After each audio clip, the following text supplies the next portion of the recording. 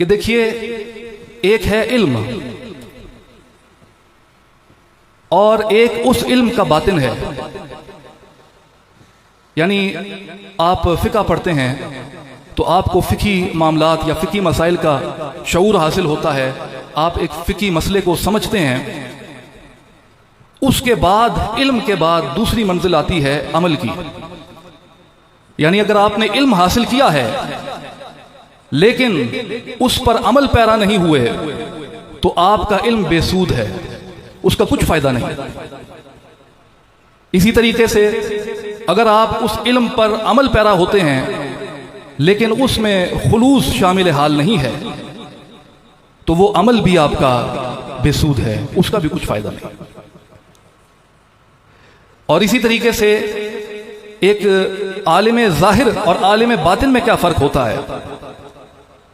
عالم ظاہر جو ہوتا ہے وہ جب علم حاصل کرتا ہے تو اس علم کے ظاہر تک رہ جاتا ہے، لیکن عالم باطن وہ ہوتا ہے جو کتاب پڑھ کر ظاہری علم تو حاصل کرتا ہے کیونکہ یہ پہلی منزل ہے، لیکن اس کے بعد وہ عالم باطن جو ہوتا ہے اس علم کی باطن تک رسائی حاصل کر لیتا ہے اور اس کو اپنی روح پر طاری کر لیتا ہے. مولانا روم رحمۃ اللہ علیہ کا ایک شعر مجھے یاد آ رہا ہے.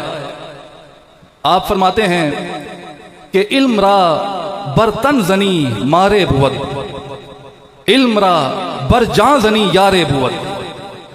کہ اے انسان، اے طالب علم، جو علم تو حاصل کر رہا ہے، اگر اس علم کو حاصل کرنے کا مقصد صرف یہ ہے کہ تیری لوگوں میں واہ واہ ہو جائے، لوگ تجھے عالم کہیں، فاضل کہیں، اور اس علم کو اگر تو تحسین جسم کے لیے استعمال کرنا چاہتا ہے تو آپ نے فرمایا کہ یہ علم جو ہے یہ تیرے لیے سانپ ہے جو تجھے ڈس کر ہلاک کر دے گا.